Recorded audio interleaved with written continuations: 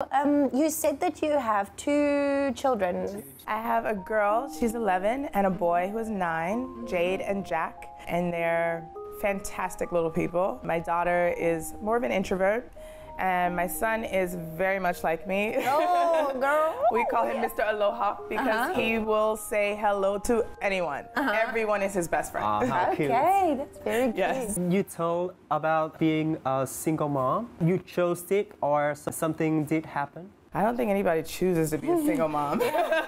If you can have 2 parents in one household, that is the way to go. I got divorced after almost 10 years we were together.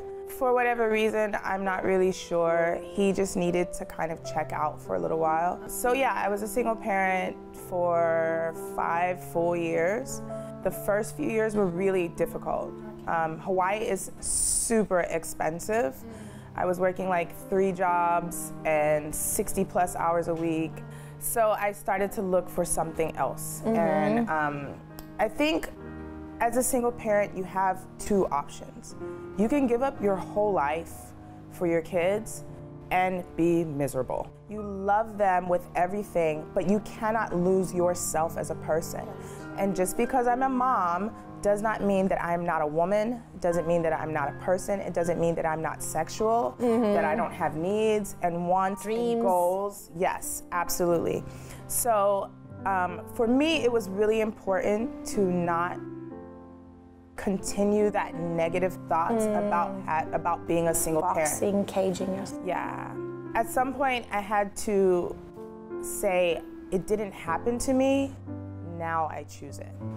Now I choose to live my life the best way that I can and give my kids the best opportunities that I can. And in that, when you are happy yourself, you are a better mother too. Absolutely.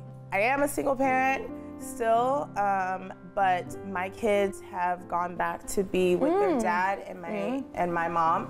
So they split time between all of us.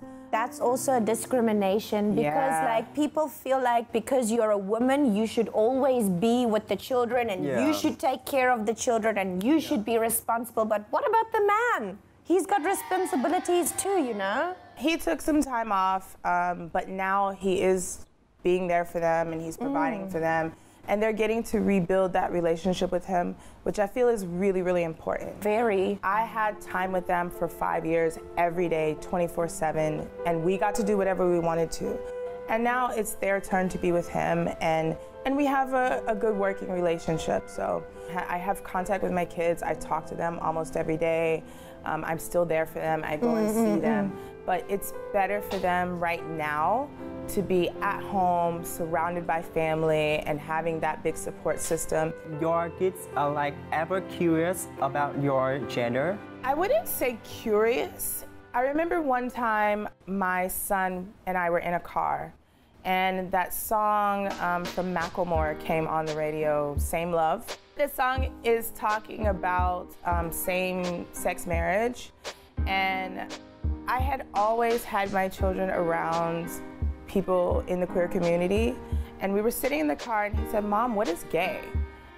And I was like, oh. Getting goosebumps. So I said, well, you know how mom and dad love each other and we're together? Well, you know how uncle loves his boyfriend and they're together? Well, that's gay because they're both boys. And I think he was like 3. He thought for a second and he was like, okay, so everybody loves everybody.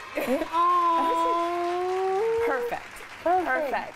And it just showed me that children don't learn by what we say. They learn by what we do and what we see. So, Angie, why do you want to become a comedian? I love to laugh. Who doesn't, right? I didn't know I wanted to be a comedian at all. I'd always had kind of a big personality, and my family is just generally funny. I think this is a huge generalization, but Black people tend to be very funny. So it just came kind of naturally to me. My friends were always like, oh, you're really funny. And then when I came to Saigon, I was here for maybe like a month, and I went to a comedy show. Where do you go to those things? Because I didn't even know there's a comedy scene here. So I run Saigon Funny People. We run an open mic every Monday at Indica, Saigon. We have one show a month at Bon Bar, and we have one show a month at Knick Knack. There's also a ton of other open mics around the city. Comedy Saigon runs a few of them, and there's some other comedians who run them as well. There's some in D7.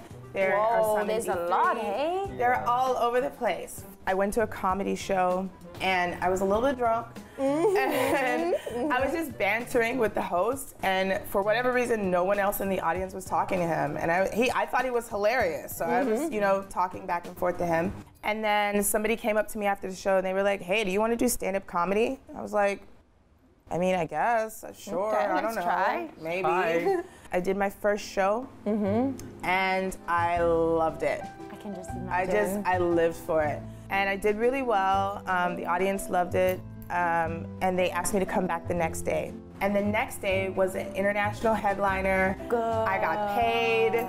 I was just like, I didn't know we could make money at this. And I was hooked. I was hooked. And it's the first thing that I've ever done in my life where I feel like it's absolutely what I should be doing. I'm super lucky. I think a lot of people never get there. And I have had a billion different jobs trying to figure out what makes me happy, what will get me up in the morning, what keeps me going. And comedy is it. Like, I love it. I love the stage. I love the limelight. I love that, like, belly laugh that people get. I love when I go somewhere and somebody's like, "Oh, I saw you on stage." Yeah. I love it. I love it. Can you share the plans on near future? I would love to use my platform to help other families of color get out of the United States and experience travel and see the world. Do you have one famous comedian or somebody that you would love to meet? I would love to meet Beyonce. I mean, we best friends, but she be hella busy, you know. She got a lot of things going on. Me and her kids, they grow up together, you know. Call me, girl. I know you're busy, but let's have tea sometimes. I really want to sit on Oprah's sofa. She got a house on Maui, and I've seen it from a distance. I know where the sofa is, and I feel like she don't be sitting on it a lot, so she could invite me out, and we can have coffee or something. I mean, I want to go frolic in the garden, Oprah. Can you just invite me over, girl? I'll be there, okay? Tiffany Haddish, girl, I love you, and I tried that grapefruit thing. It works. Yes, for that information. The grapefruit thing. Do you have any message for like LGBT community? It can be really difficult to live your truth, but I promise, if you just do it, if you get over the fear and you live your life fully, you will be happier and you will find your tribe. Mentality. When your mentality is happy, it creates your environment, and your environment becomes happy. Yes, it's worth it. Well, thanks for coming, and thanks for sharing your lovely story with us. Thank you very much for having me.